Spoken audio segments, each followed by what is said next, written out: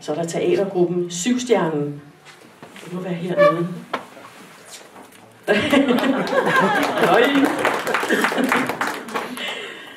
I bliver karakteriseret som en helt unik teatertrup.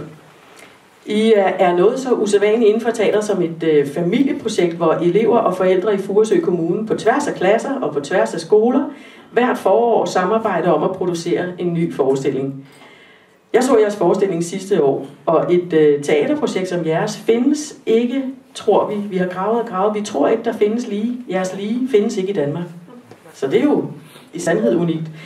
I startede i 1991 på Syvstjerneskolen med det formål at styrke forholdet mellem elever, forældre og skole. Gennem årene er antallet af deltagere så vokset betydeligt. I nu en privatforening med deltagere fra alle Furesø skoler. Alle, og det vil så sige elever og forældre, har gennem årene gjort en kæmpe indsats for at få en stor forestilling op at stå i marts. Det er jo et fælles projekt, men i indstillingen bliver der altså fremhævet et par vigtige hovedpersoner, og det er Lone Birkmose Johansen. Der er hun. Tidligere lærer på Syvstjerneskolen, og det var dig, der startede projektet i 1991, sammen med Peter Nørager Nielsen, som, kan jeg godt afsløre, faktisk er kulturprismodtager fra 2007. Så det er fine folk, vi har til stede. Ja. Det kan godt anbefales på sig. Vi glæder os til at se jeres jubilæumsforestilling i 16, og skal jeg lige køre et reklameindslag? Den spiller den 11. og 12. marts. Så kan man huske at købe billetter og krydse af i kalenderen. Tillykke med jeres nominering. Tak. Og her står der så, derfor skal du have Kulturprisen i Furesø 2015. Skal en stor hånd til Tom.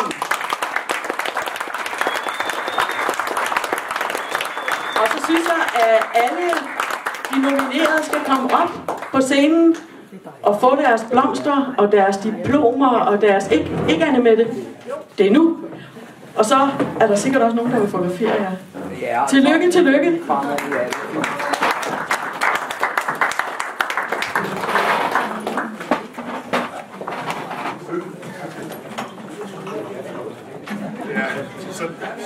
Sådan kan det være så meget.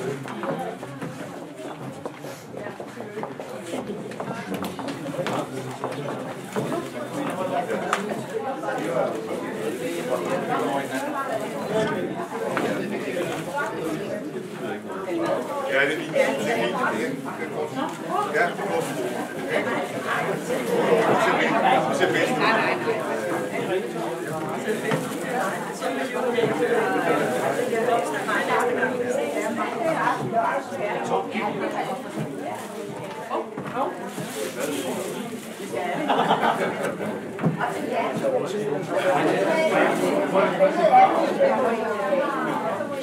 Skal vi have alle med? Ja, ja. Ja. Nej, du går absolut ikke.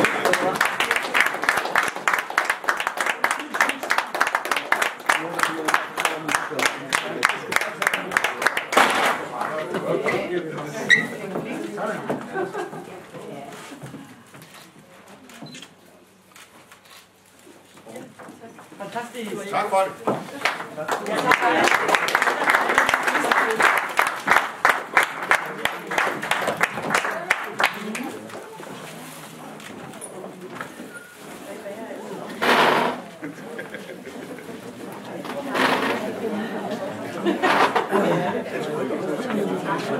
Så må I gerne tage flere drikkevarer og lidt at spise og yes. Med flere musikerer.